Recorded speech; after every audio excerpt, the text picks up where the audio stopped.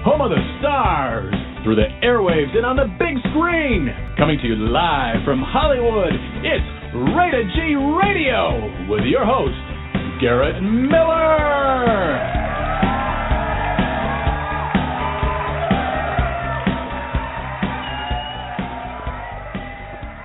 Hey everybody, welcome back to Rated G Radio. It's the Tuesday show, and for everybody who is going, well, isn't this the Monday show? Because we listened last night and there was no show. I need to let everybody know, if you didn't see my post on Facebook, Blog Talk Radio blew up last night. I don't know if it was literally or figuratively, but their entire phone system and computer systems were down. And so I'm trying to do the show, trying to call in, trying to get into the studio, trying to do all the things that I'm supposed to do. And Blog Talk's customer service is down because I think everybody's screaming and yelling at them, and they're like, oh, we're just throwing in the towel. Couldn't dial into any of the numbers, couldn't dial into the guest number, couldn't dial into the secret Batline host number. And my guest, Kelly Zerbis, with Kelly's Lot, is trying frantically to dial in. We had this fantastic show planned last night. And while as I'm, at least able to get onto the computer screen to see them say, we're having trouble with the phones, and we're going, no shit, Sherlock. We know that that's going on. Kelly and I are having this lovely conversation about, the event and how much fun it's going to be, and all the cool stuff that we had planned to talk about. So very quickly, last night we had Kelly with Kelly's Lot. They are having their 20th anniversary show this Saturday night at the Mayflower Club in Hollywood. Tickets are $10, and you also get a free CD if you want to go. There's an event on Facebook. You can just sign up for that. But if you go to kellyslot.com, and get your ticket or tickets for the show, you also get a free CD for being a fan of Kelly's Lot. If you like blues music, if you like kind of rock and rolly, bluesy, fun music that you can dance to, it's the kind of music you want to go honky-tonking to, drinking a beer and getting out on the dance floor. That is the type of music that Kelly's Lot is famous for playing worldwide. They've got a worldwide following and really, really cool local fan base out of Ventura, Malibu, in that area. So if you are interested in going this Saturday night, I'm going to be there with a camera. I'm going to be taking all kinds of pictures. Come say hi. We'll hang out. We'll maybe dance or something like that. But I want to let you know that we're really sorry. We really had a great show planned for you last night. I never not do a show, and that's what happened. So on behalf of Kelly and myself, we appreciate your patience, and go see the show on Saturday. Tonight we're going to have artist Randy Bernard. He's going to be joining us in just a couple of moments. He's kind enough to be on hold with me right now while I kind of do the roadmap for the entire week, which I usually do on Monday's show. Tomorrow night we have psychic Rebecca Fisk. I'm going to tell you, as my secret Tuesday night audience, if you want to call and ask Rebecca a question. She's been named one of the top 50 psychics in the United States for 2015, an honor indeed. But as such, she also has a huge following that finds her whenever she's on the show here. If you would like to call in, I'm telling you the Tuesday night secret right now. Call in at 6:45, 15 minutes before the show starts. That will put you ahead of everybody else, because I really just take the calls in the order that they come in. I don't play favorites when it comes to the guests when they come on and they have people wanting to ask them questions and stuff. So call in 15 minutes early if you've got a question about love, your car, your job, your spouse, your baby daddy, whatever the case may be. Rebecca will give you some insight. You might not like what she tells you, but she just tells you what she sees. And she has well, I call her a fun guest. All of my fun guests have different ways that they share their talents with the world. But what Rebecca does is she actually, she gets the first name. That's all she wants.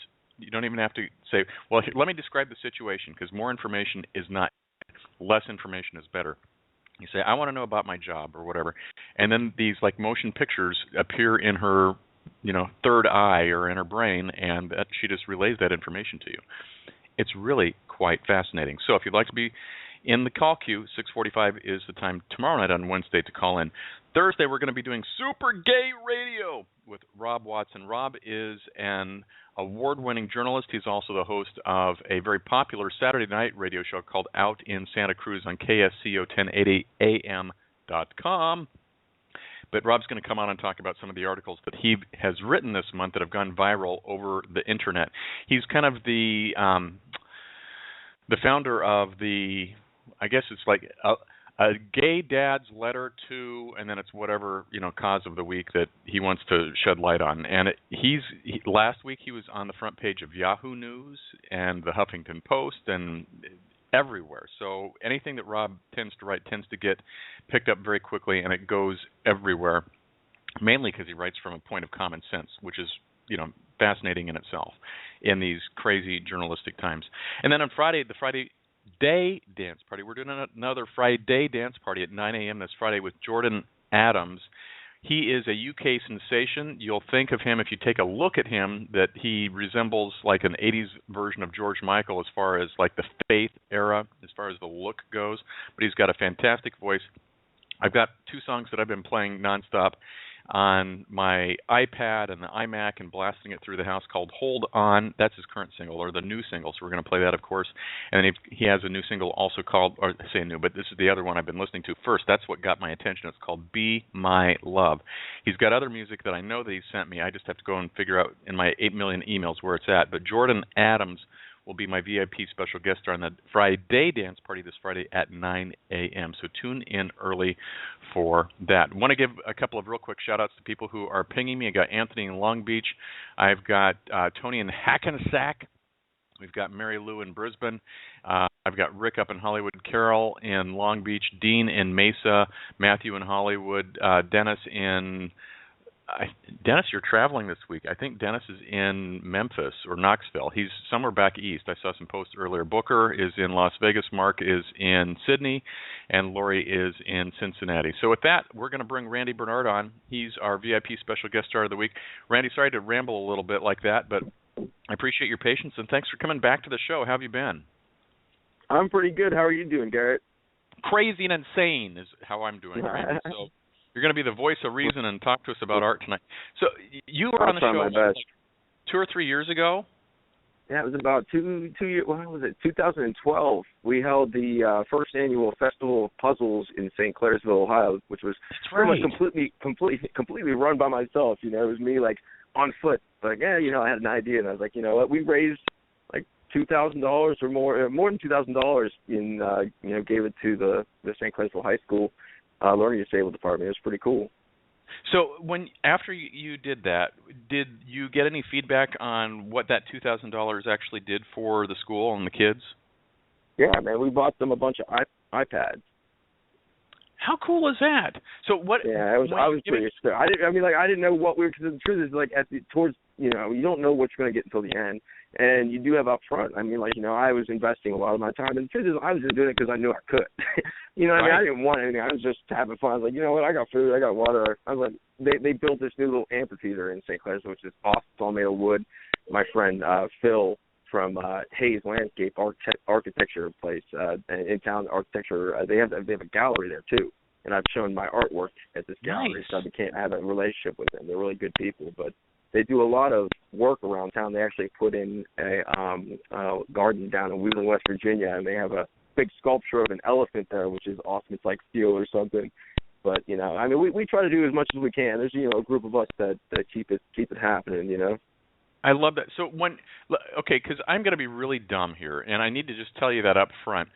If you gave me an iPad and says, okay, now go create some art, I wouldn't have the faintest idea what to do. I can download my Clash of Clans and my Game of Thrones and my Marvel, and I have an iPad. See, I guess the thing with iPads, and I really understand, is just the fact of the sensitivity. Like basically, you touch it with your fingers. It's a simple operation, and you get a reaction that can basically guide you anywhere. You can just click your finger and you go anywhere, and so it's easy for them to understand, to actually express themselves through.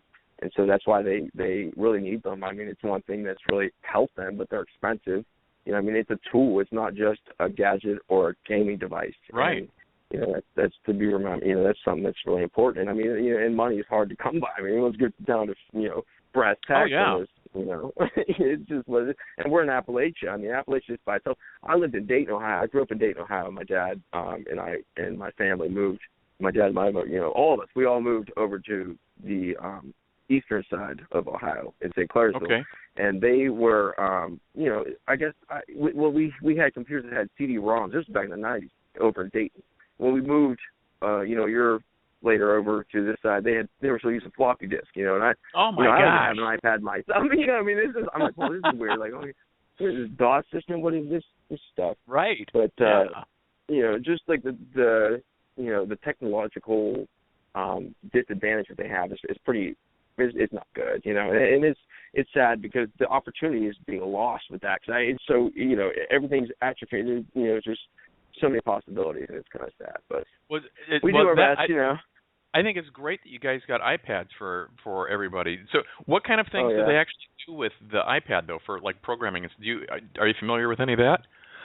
You know, I really don't know how all of that works, to tell you the truth. I'm sure that the programs that they use, because they use them in the schools. I know they had like maybe 1 or 2 iPads, but we were able to buy 2 more.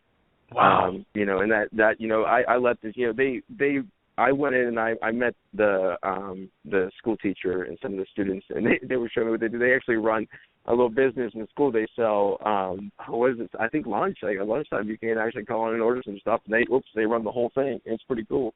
So I was showing them, but you know, honestly, I don't know. Dude, I don't even use an iPad. I don't have a smartphone. You know, you give me a brush and I can get you something out of it. You give me any instrument, I can probably get you something out of it. Like the show, man. One of my bands didn't show up, and I'm like sitting there, like, what am I gonna do? I got the Prasad Brothers coming in an hour. I was like, Tim Olam just played. We got an hour, so I ran uptown, grabbed my guitar, and jumped on stage and filled in. You know, I'm like, gee, you know, we gotta keep this going. Like, you know, there's certain things I can do, but I'm honest about what I can't do, and what I can't do is a lot of the, you know, multimedia area. Well, you know that I just had the Chrysagas Brothers back on the show last week. Did you really? You talked to them? How are they doing? They're doing great. They had they called it the Legends concert this past Saturday night, and so we talked about it. Yeah, it's all kinds of crazy stuff.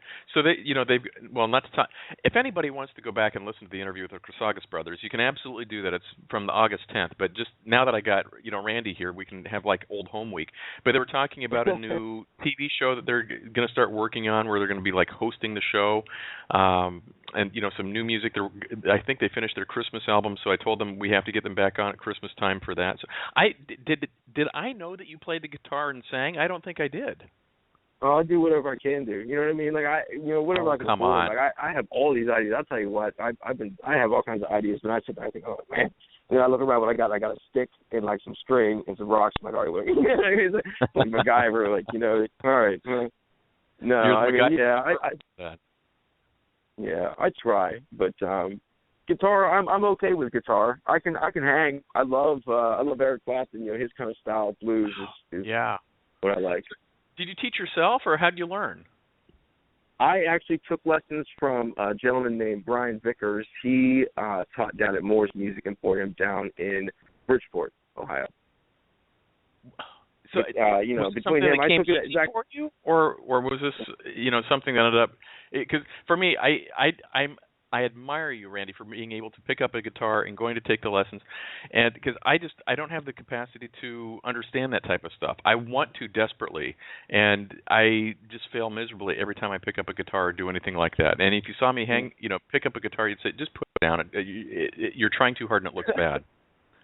Oh, I see. Well, I mean, like, if you want to do it, you're going to do it. You know what I mean? And you're going to come to these points where you have questions, and the quickest way to get the answer is to ask somebody who's already asked that question. You know what I mean? That's why I look. That's why I went and I took lessons. Like, I stopped taking lessons and I went on my own route at that point in time. I learned by playing with other people and just diving into the world of music and embracing all the different styles, respectively. But, I think that can be, all that stuff is translated over to anything. I mean, if you are passionate about something, then do it. Because if you're that interested into it, then, and you have those questions, and then seek out the way that you're going to answer those quickly, so then you can, surpass that tier, or whatever it is. Yep. The hurdle. Now, I know you said you like Eric Clapton. Do you have other favorites that you either emulate or play covers of, or do you write your own music? I always find a new favorite song, and I love that. It's always evolutionary, and I feel like that with, like I said, everything too. Like I get interested in something, so I jump into, especially styles, with art, and I look back and I'm like, okay, well, I do things randomly because I'm in these modes or whatever you want to. I guess there would be modes. I mean, getting into all the different stuff, and they all start to melt together. It's kind of, you play music and you draw, and I'm drawing. I'm thinking there's color, but I hear sounds, and it's you know, I don't know. I just do what I want to do at the moment when I'm inspired and I know that it's right. You know, you got to trust whatever it is, you know. I love hearing it. Hey, everybody, we're talking to Randy Bernard. He is a talented artist, and now I'm finding out tonight, apparently, he's also a musician. But we're going to talk about his art in just a couple of minutes here, but if you want to visit his store, I've included a link on the show page for Rated G Radio tonight. However, if you're listening to the rebroadcast on YouTube or on Chat and Spin Radio or Westar Radio in the UK, you can visit Randy's website. It's www, of course. I don't know why anybody says that anymore because everybody knows. So it's bernardstore.com, BERNARD store.com, bernardstore.com. So go there and you can see some examples of Randy's art, and I think I've put some of those pictures also in the visual display that's running through your computer right now if you're watching the show live. So that's very cool. So, okay, so musically, when you get ready to work on a song or hear a song, are you able to play by ear, or do you have to like sit down and spend 7,000 hours learning the chords for a particular song before you go play it? I think not any longer. Any longer, it's quick because either there's a formula and I'm familiar with the shapes and the forms of whatever the structure is, and then you go with it. And that's feeling, because feeling is all what the sound and the harmony is. I've always played from feeling. Like I can jump in with people who are playing and start to feel it out, and there it is. But and time is you gotta just. With musicians, I believe that time is something that you accept as natural. You got to kind of have that. You can learn because you'll start to get it, and maybe you don't necessarily just have it naturally, but you start to learn the different times or whatever. And that's, like I said, all this stuff is translatable. You put this into three-dimensional art, and you think about time in a kinetic structure, or maybe just like comets passing each other, like those aren't art forms. You know what I mean? Like two bodies flying or two forms at this speed or whatever. What would that sound like? And what would that color be if it was whatever, that's. I love playing jazz. I've got a buddy who plays piano, and his name is Brian Thomas. He's a cheeky little fellow, and we have a buddy over in where is he at? The UK now. He's LD Larry. I'm sorry, it's like 10 or 11 o'clock here. I've been up since like 8, and I was painting a mural all day. Oh my gosh! I forgot to wear my respirator yesterday, so I was like, I was spitting out paint this morning. I was like, okay. So I was like, I wore my respirator. Think about that too. Okay, so I've got my list is growing. It may be a 7-hour show tonight. You may be here until 6 in the morning, Randy, but we're going to get through it. Okay, no. So you have a buddy over in the UK, and what's his name? His name is Lawrence Davis. Okay. Yes, Larry. I call him Dirty Larry, and he reminds like the Three Stooges. But I don't know if he finds it funny. He's UK. He's always messing with me. I'm sorry. I almost used an expletive.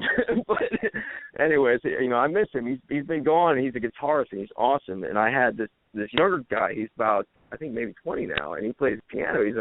He's a magician on this piano. He's just like Buddy Holly and wow.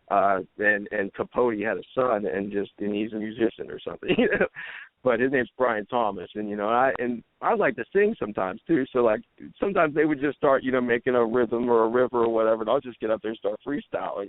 And sometimes we would find some interesting stories and passages and patterns, and we'd have to bounce off. And the thing that was the most interesting was working together and trying to bounce off each other. It's one of the hardest things in the world. It's always been easy for me as an artist to try to tackle a drawing or a painting, because I was like, the only one I have to rely on is me and my body, and I can lock myself in this room with an armed guard, probably, and say, and just get this done, and we'll have some time. You know what I mean? I can hold this down, but when it comes to like working with people, you got to harmonize, and that's interesting, just trying to do that. So, okay, we really, honestly, people, we really are going to talk about Randy's art here in just a minute, but I'm just so caught off guard and now fascinated by your music and the fact that you sing. So, are you a good singer? Is this something, did you take any singing lessons, or did you just pick this up as well? No. I just did it for fun, because, like, we needed an extra element, another texture, and we need, voice is a nice way to throw everything in the background and then let it all pop forward again. Sometimes, and it helps people who are playing instruments, I don't know, get excited. I think it's like a firework sometimes. And also with guitar or drums or everything like that, like if you need that push and pull, the dynamic. You know, sorry, it is late hour. This just comes so naturally to you. But the conversation that you make is extremely valid. It's like, you know, the same concepts resonate in art as it does in music, and it's just a matter of you know, applying it, you know, to that particular genre. Well, let's start talking about your art. You've got a ton of stuff that you've been working on. Kind of catch everybody up to date on what's been happening this summer for you. Wow. Well, let's see here. I was hanging out with this awesome trumpet player from this local band named Chameleon. You know, their tagline is, "We'll cover anything," right? This dude is cool. So I'm living there, and I'm working on these paintings and doing drawings, and then, you know, I'm running around. I was trying to plan some sort of a tour for the summer, and it's so hard because it's all me. You know, I wear all the hats, and I have a lot of hats, but it's just not the same. You know what I mean? Right. It's tough. It's hard. You know, if I'm drawing, I can't be talking on the phone. I can't, because I really concentrate a lot of energy on whatever the expression is coming out at. So, you know, I'm thinking about a lot of stuff, and so it's tough. You know, so I do a lot of stuff. I do a lot of drawing. You know, a lot. And I'm trying to think. I've been working on this mural. This mural is almost done, and I've been like 4 days, and I got like 2/3 done, and it's awesome. I mean, it really looks great. I had a couple of friends who have been really like helping me out, and you know, I love them for it. They're like team freaking Randy Mojo. Like, they're my mojo right now. Like, I'm like, oh, I want to give up. They're like, no, you're gonna pay. I'm like, okay. So, now, what's your mural of? There's some scenery of Jerusalem. It's for Friends Church, the local church. They put on a drama of the life of Jesus Christ every Easter. And so is this going to be a mural stay up, like, you know, many, many years, or is this something they're going to use for a show? Yeah, and then yeah, they're going to use it for probably at least a decade. Wow. The music director over there is a good friend of mine. He's an awesome musician as well. This dude, like, I just hang around him, and I can just feel the song that's in his mind. He doesn't even have to play it. Like, you know, you can just feel that hum. And he's, you know what I mean? Like, I love him. He's a good guy. So he got me on this project, and I said yes, because normally, like, it's a really big project. It's really, really hard. It's really intense. I'm not gonna lie, and it really took me out of my comfort zone. It was really big. It's the biggest thing I've ever tried to paint, but.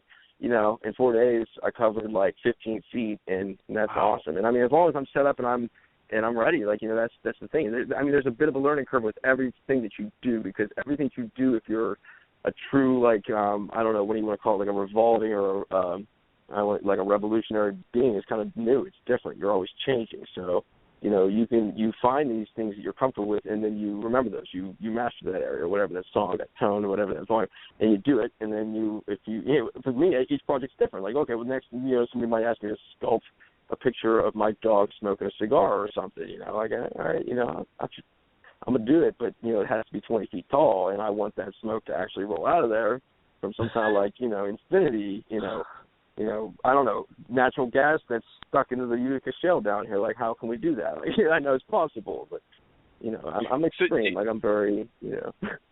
Randy, do you have a favorite mode of expression? Because it sounds like you're easily, and that I'm going to tell you, that just makes me so mad, because you do this so effortlessly. But you have so many different mediums that you excel in. Do you have a favorite that you like to work in? Do you like to, you know, like either paint or sculpting, or, you know, playing with your dog or the guitar, or, you know, what's your preferred art?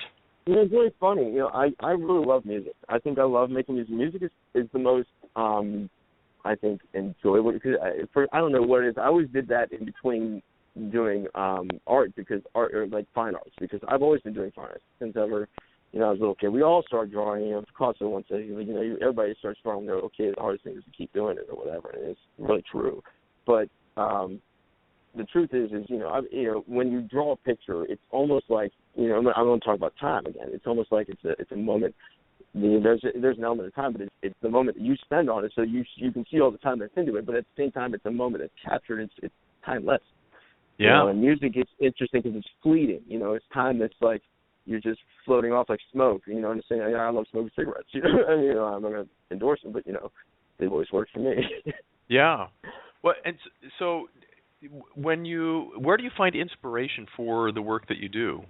Because the reason I ask, some people only do sports, some people only do flowers, some people only do whatever. But if I go to bernardstore.com, you've got a whole host of different things. A lot of my stuff has been commissioned. People ask me to do something, and I'm like, well, yeah, you know what I mean. There's really nothing I've ever said no to. But I mean, like, again, there's things that I'm like, well, I can't do that. I don't have the capabilities. I should have probably, got myself a warehouse to work on this mural, and it would have been done in a month. You know what I mean? Whereas now, like with this, like, I didn't negotiate that into my terms. Things get complicated. But where it comes to, like, for me, inspiration-wise, unfortunately, work and love and passion become this thing that one of my musician friends I feel like is best explained as like the mashed potato effect. It all gets put together, and so you got to like find yourself in the middle of it. You know what I mean? It's like you don't want to lose the passion for what you have because you've got to make enough money to eat, or enough money to get some wood to make your fire by your tent or whatever it is, But the truth is like I love what I do. Like if I were to die tomorrow, I want to know that I painted today. And that's honestly the truth. And I don't care what it is. Like I'm trying to get done with so many big things, and so many little things in the middle, and just anything that I can, like music, songs, any way that I can. Like I don't try to like pass up an opportunity to make something like that, even if it's just random, like passing, sitting under a tent with like some guy cooking ribs out of his place, and he picks up a banjo, and I happen to have my guitar in the trunk. I'm not going to pass up that opportunity. And some of the best moments I've ever had were made like that, and I could never, you can't pay for that. You can't. That's not a retirement plan. That's a life plan. That's what you do in this moment because that's all you got, What I admire you so much. You don't even know. I mean, those words just ring so true. So, do you find that you, because you are so capable, that you hinder yourself sometimes because you spread yourself across so many different platforms? Well, I know the limit of my time. My time is what it has been. Like I said, I'm gonna keep coming back to that because when we talk about what I do, it's like I've spent a lot of time doing this, and I know it because I've been with Mimi most of the time. I've been with my dog Bella, who unfortunately didn't she's gone, but and we got a new dog. I'm like and I've been drawing her. I mean and I get to see. I look back at all these drawings and stuff, and it's like I see the progression, and I know what it is, and as far as like what it's how it's applicable is what I think is most interesting to me. It's like I took industrial design classes at the Art Institute of Pittsburgh too, and I took illustration courses and painting courses down at Savannah College of Art and Design. And down in Savannah, it was I loved the school for the fine arts. Like I really learned a lot from those professors there because they were professional artists, like fine artists, drawing, painting. Like, man, hell yeah, it was good. And then the thing is that honestly, I learned a lot, but it wasn't enough for me. Like I didn't put myself in a position where I was I didn't jump out of the ship to try to swim. I didn't know anything about industrial design, but I knew I knew how to apply art to it, and so I understood it from the outside looking in. And I honestly almost failed all the classes, if not actually did fail. It's like I learned a lot. I took these classes just to understand what they were trying, what their applications were. You know what I mean? And I sucked at all those classes. Down in Georgia, I was like eighth in all my classes, making kids tell me, hey, will you please not draw a nice picture next class because you're making us all look bad. I'm like, oh, I make friends. I'm like, what, should I not draw? I'm like, this is hard. Like, I thought I was supposed to draw good. My dad's going to kick my butt if I don't draw a good picture. You know what I mean? The professor wants you. What am I supposed to do? You know what I mean? This sucks. I hate the competition. But the competition makes us want to be better, even if the competition is just between you and yourself. If it's like, I want to be better than who I was, then you're always changing, you're evolutionary. So, going to your website, bernardstore.com, you have some black and white, it looks like sketches, and then you have full-blown art projects that are on there.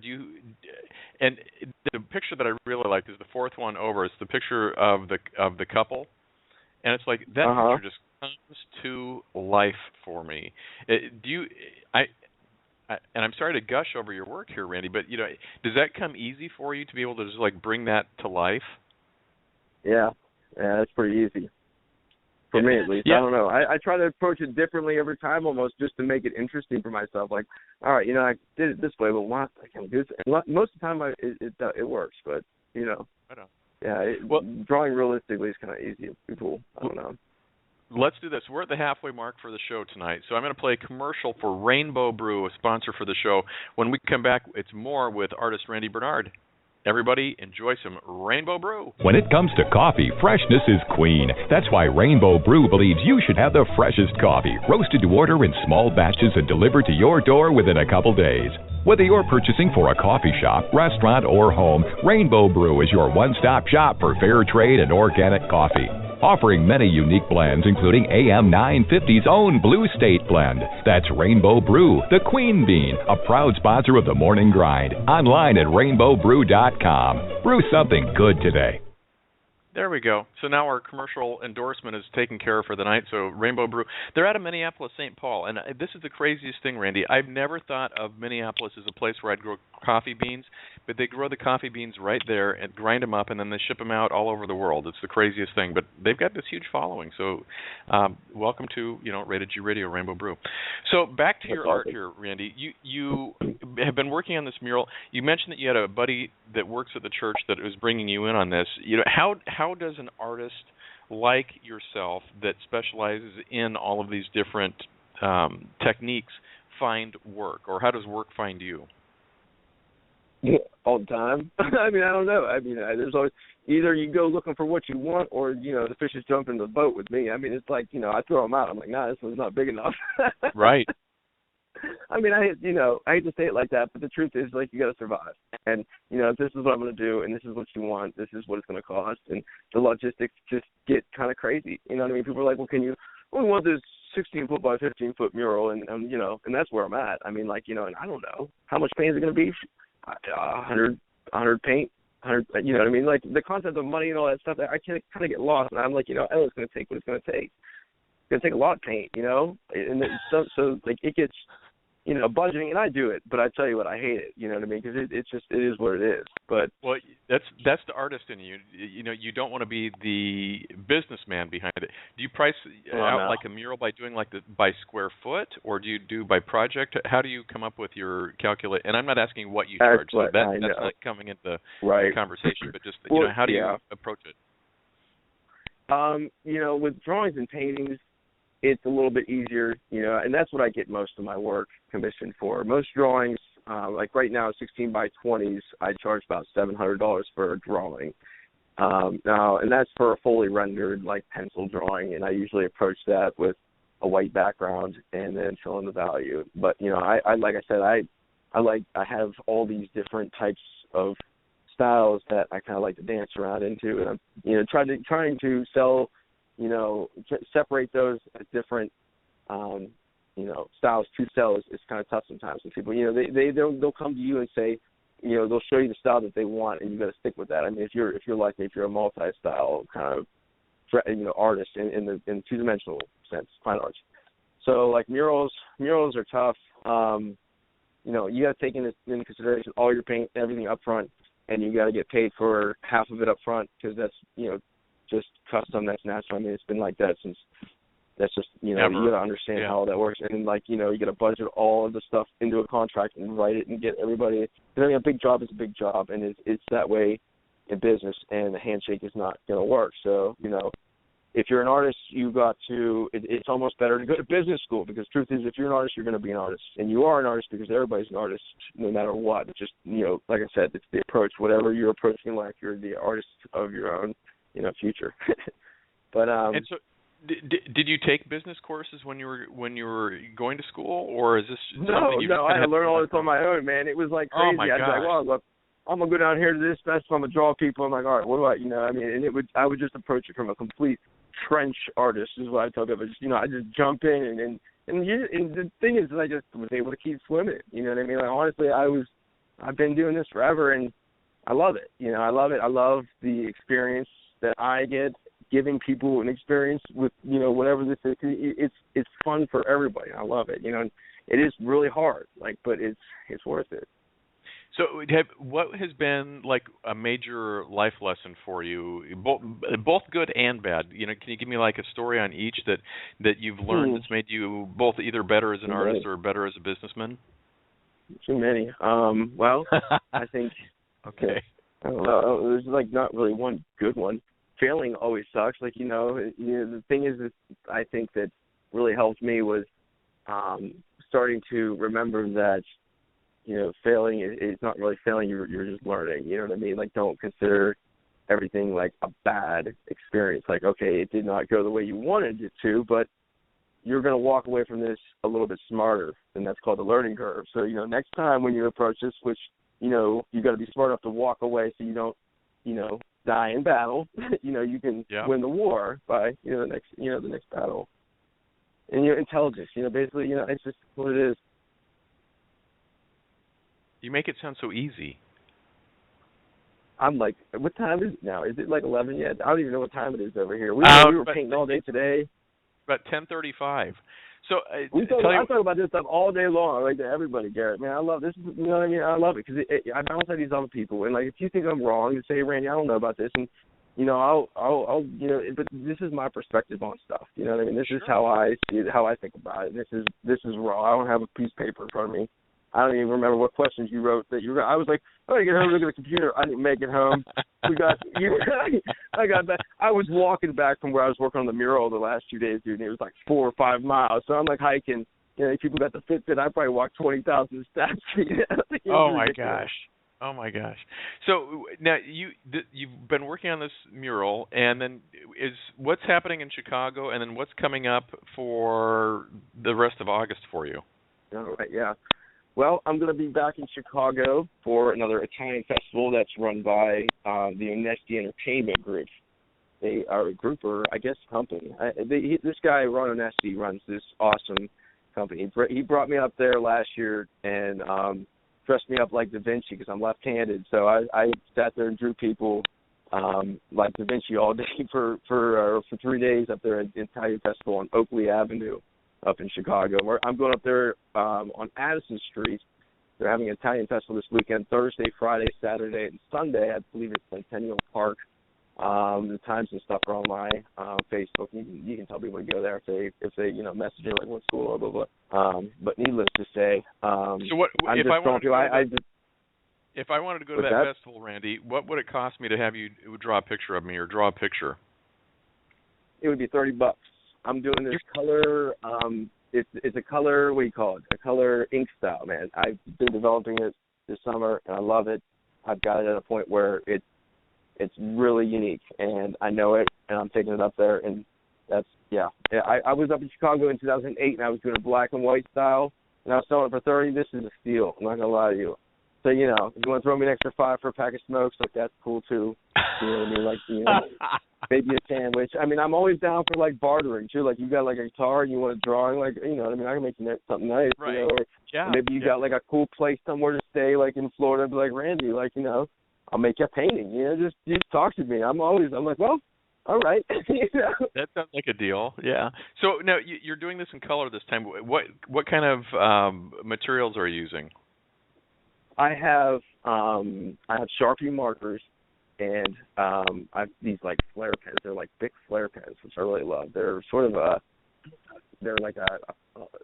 trying to think of the colors. Almost like an 80s pop color, green, yellow, orange. Oh yeah. Like a triad, a tertiary sort of color scheme. I like them. I got yellow. I like the yellow because I can see the yellow, and I lay out the basic form of the person, and I've been really practicing my gestures. So I got my quickness down. I've really been trying to get faster, but also keep my grace, because it's hard, I think, to find a medium between quickness and grace when it comes to, I don't know, maybe. But needless to say, so I find the shapes, the forms, and work out the match, and then like when I go back in and have the dark lines, I already got my line right there. I'm like, I'm good to go. So I think that this is going to be something that's going to be pretty neat. I mean, it's color as compared to the black pen caricature artists that don't just right. the black outline and stuff. Like these tabs are going to be unique, and I love it. I mean, and I've got a couple other markers that are just sort of vivid or bright, but when they all mix together, they start to create their spectrum and sort of zing off each other, so they fall back or push forward. It's pretty cool. Wow. I almost want to fly to Chicago this weekend and have you do a picture for me, so I'll have to figure out how to make that happen some other time. So how long does it take you to do a particular picture, and do you get tired? Absolutely. Yeah. But you do it with a smile, right? Yeah, I love it. I this is what I wake up and I sharpen my sword all day. I get kind of upset when I don't draw, so it works for me because I love it. So, needless to say, when I'm sharp, when I'm on my thing, I got about 15 minutes and I can get you something good. You know what I mean? You give me two people, about 20 minutes, 25, I put you together. And I'm talking about quick sketches. I mean, I can even get faster, about 10 minutes to some people, depending on the light. If the light is right, especially with the angle of how I draw, because I'm left-handed. I've been trying to train my right arm, but the truth is there's just the certain angles that you can draw or that you can move your hand are just more natural with either hand that you draw. You know what I mean? But they're mirrored. I don't know how to explain that, but you know what I mean. Needless to say. So a lot of that depends on that. And we try to control that environment by bringing a spotlight. So it's like, okay, I know that, my mark is generally to the left, and it starts at its ascension from the bottom to the left, upward or whatever. So, you set your light up so it comes to the right side. So you got your shadows, coming down that way or whatever. Either way you want to, if you want to bring the light out of your hatch where you let it get soft, where you bring it away, then you want to go towards your light, or however, there's and you can approach it different ways, but you got to keep it depends on, you got to, whatever box you're going to go into, you got to stay into it when you get there, it's hard to explain some of that stuff, but, Well, I think it's very exciting, and if, and what's the name of the event again in the festival? Plug it one more time. It is the Little Italy Fest West in Chicago on Addison Street, and it is on Thursday, Friday, Saturday, and Sunday. So, I'll be there all weekend. I believe it starts at 12. I'm 12 on Thursday. I don't know the times, but 12 on Thursday. There's a link on my page. You can come to it, or I really don't know the times. I know I'm going to be there all weekend. Is what I know from noon till whenever Sunday's over. It's probably drawing people when I'm not even at the show, to tell you the truth. They usually have to shut me down. Like, all right, Da Vinci can't draw anymore. He's got to go to sleep. He's got to go. Yeah, give the man, a little piece of bread. I swear to God. I had people fighting last year. I was like, I don't know what to do. I was like, listen, there's a list. Did you sign a list? Like, what's going on? Like, what example are you giving your kids here? I'm sitting trying to draw. You're yelling, who's next? I don't know. It just gets crazy sometimes because, wow. It gets hot. So what are you going to be doing the rest of the summer and the rest of the year? I mean, I say summer. Summer is winding up in a lot of places, but it's I'm in Southern California. Summer lasts until December. So what's on deck for you for the rest of the year? Well, for me, I am actually after Chicago. Hold on one moment. Yep. Is he still on? Yep. Sorry. Okay, I had to make sure the phone was plugged in. I'm still here. Okay, basically. After Chicago, I have perspectives. So I could basically go east, west, south. I haven't decided yet. To tell you the truth, I have an opportunity in Cincinnati, or I could go to Portland, Oregon, possibly Denver. I'm trying to think here what the other one was. I think there was one in Florida. And I'm trying to decide on that. Can you do all four, or is that crazy? That would be nice. I don't think I could. I think that's the thing. So those ones are all location-based. I think, it's like, where am I going to be while I operate? I think those are all location-based. I don't know, really. And the truth is, like, dude, I want to go to the beach. I'd rather go to Venice Beach and just, chill.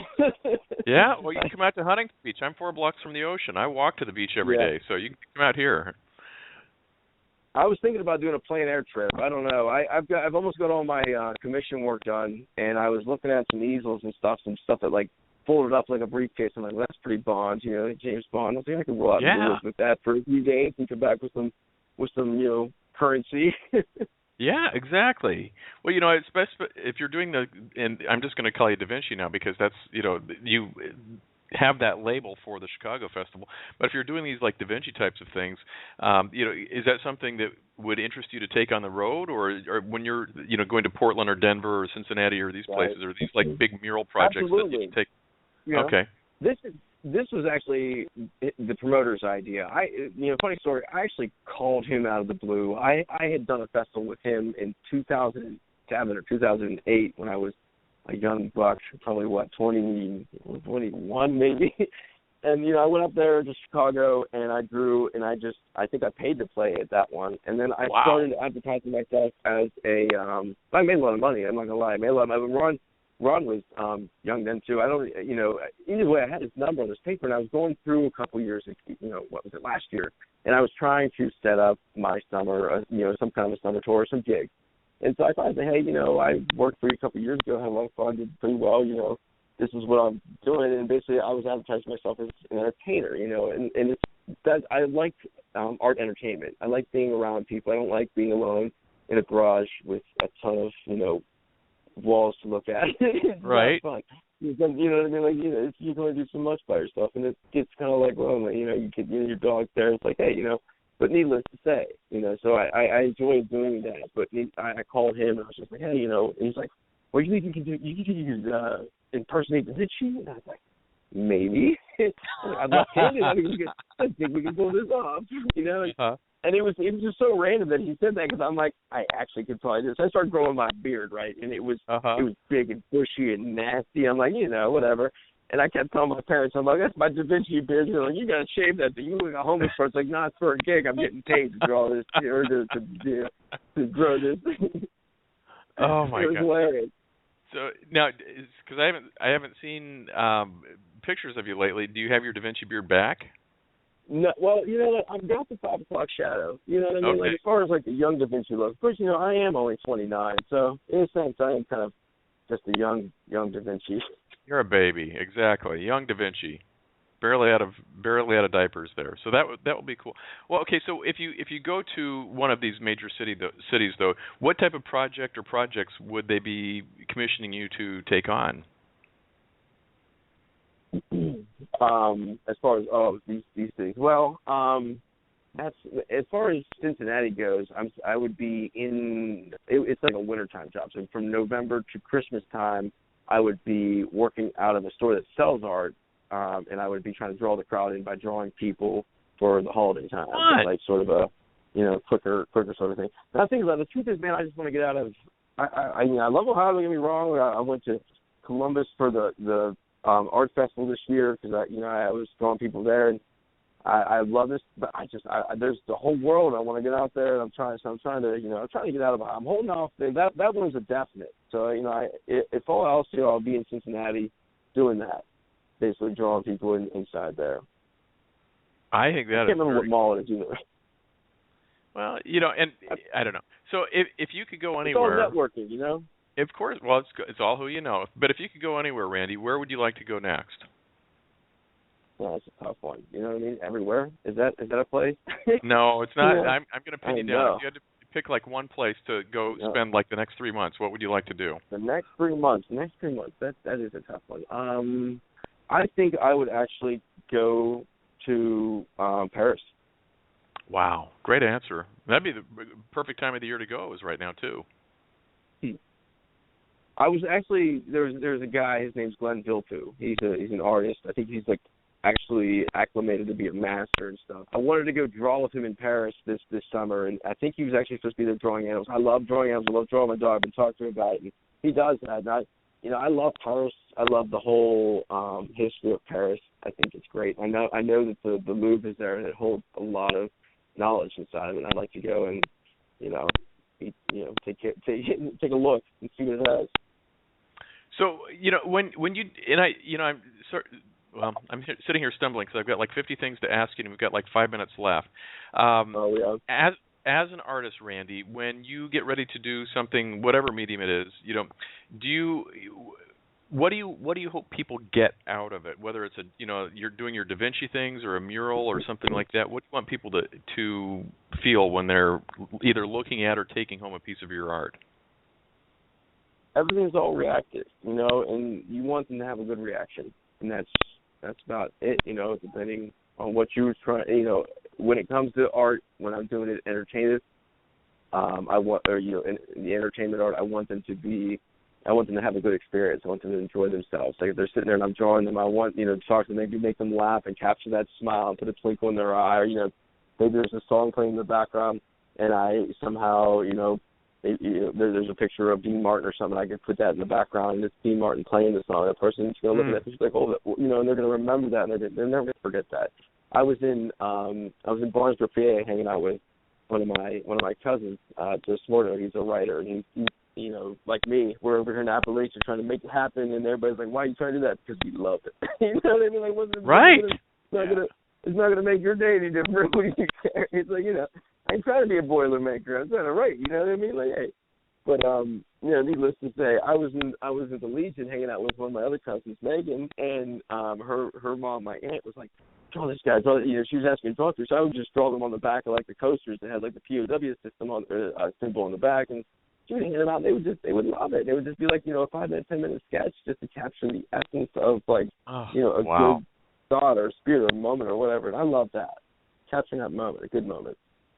So, okay, I'm going to have two questions for you, and I'm going to stick to that because otherwise, again, we're just totally off course, and I don't want to do that to you because, number one, I have to keep the show at an hour.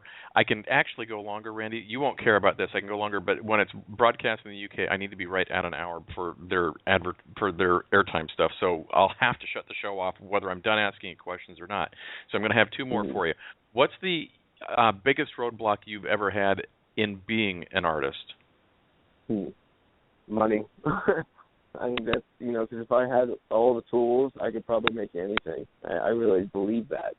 I mean, given the right amount of time, because time is an element here that we always have to take into consideration.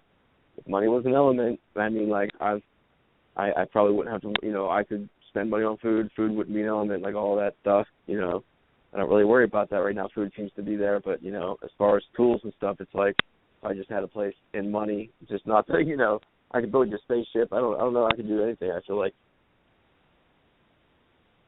I mean, as far as that, when it comes to spirit, you know what I mean. Like I know that whether something, if I can do this or not, whether it's right or wrong, intuitively, that's how I do approach everything very intuitively. I know to accept the fact that I am not the best thing in the world. I'm just a man. You know what I mean? Like it's not.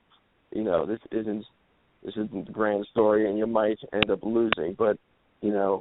It's not the end all. You know what I mean? And however you want to approach it, you got to approach it from the heart. I mean, you got to use everything you have. I feel like the best tool you ever given was your body, your mind, your soul, your heart. And that with all those things you can accomplish anything.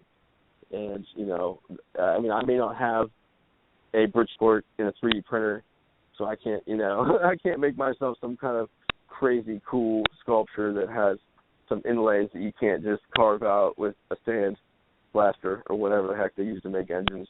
But, I can think about it Very good. At this point. Well, I think you're very talented, Randy. And for everybody who is listening to the show, we've had the fantastic artist, Randy Bernard, on the show tonight. His website is bernardstore.com, so go check that out. And my last question for you of the night is for fans or your clients or anybody who wants to get in contact with you from a social media standpoint. How do people find you? I know we've talked about bernardstore.com, but what about your Facebook or Twitter or Instagram? Are you on those? I'm working on that stuff. I'm kind of, it's tough for me because, that's the one thing I've been working on. My email is the best place to get in touch with me because it is always there. I don't lose it like my phone. So, okay. And I always look at that. As far as my website goes, I don't think it has a. And what's your email then, Randy? It is rbernard, BERNARD, like the dog, art, at gmail.com. rbernardart@gmail.com. Cool. Yeah. Yeah, okay. Somebody message you, just give that. Okay, I'll definitely do that. So, okay, for everybody who's listening who didn't write that down, rbernardart@gmail.com, or send me a note and I'll get you in contact with Randy. Or find me on Facebook. You friend me. I'm pretty cool. I'll give you a chance. At least one. I'm like, man, this person's kind of, I'll befriend you, but don't take it too personally. Well, it's funny you say that because I say the same thing. I said, like, if you're listening to the show and we're not friends, friend me. Just don't be weird. If you're weird, you gotta go. Right. All right. Right. That's there's the same thing. A professional point here, right? If you want to talk to me in person, that's something we can talk. Just talk to me, but be what's the word, like civilized or be like a little bit intelligent. If it's not that, you can't be, you can't practice any diplomacy. Like, what are you going to, Yeah. Anyway. Just don't be weird. That's the whole thing. Right. Yeah. Cool. Well, Randy, it's been a pleasure having you on. I'm going to let you go so you can either get something to eat or sleep or drink. I or know. I know like about that time. I don't think I've had dinner. I was like, man, it's starting to wear down, isn't it? All right. Yeah. So thank you very, very much. I certainly appreciate you taking time out of your schedule. Good luck in Chicago for your Da Vinci event, and keep me posted. And if there's anything I can do for you in the future, just give me a shout, okay? All right. It's good to hear from you. Hey, thanks, Randy. You take care. Everybody else, I want to give you a big round of applause for hanging out with us tonight. We're going to have a little song by, I say a little song, it's the song we're going to play Friday. It's the Show Stealer of the Week by Jordan Adams. But this is the brand new song from him that is burning up the charts in the UK. It's called Hold On. And then we will see you live Wednesday with Psychic Reb Fisk. Make sure to call in at 6:45 if you'd like to get your question on the air. She'll answer one question for free. That's a bargain. Here's Jordan Adams. Hold on. Thanks again to Randy Bernard, artist extraordinaire, for being on Rated G Radio. Have a great night, everybody. Don't drive distracted.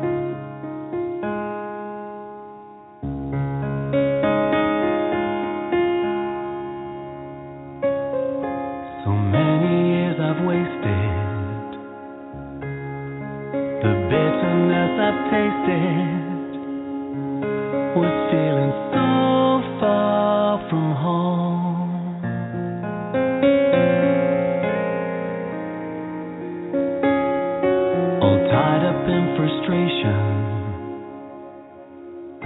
Confused by expectations, my heart was weighed down.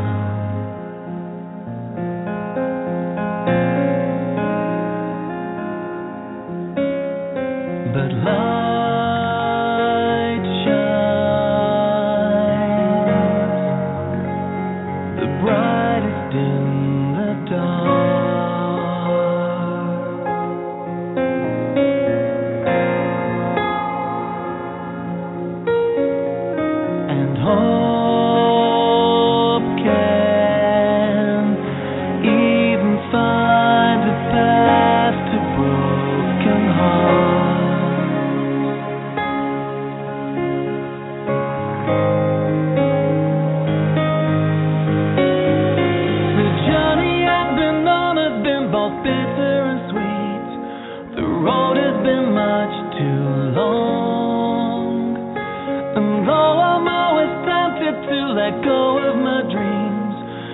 Something inside that says, hold on.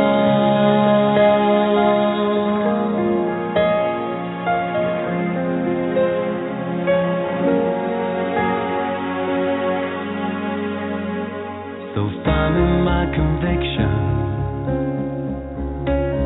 now clear of my direction, I'm feeling closer to home.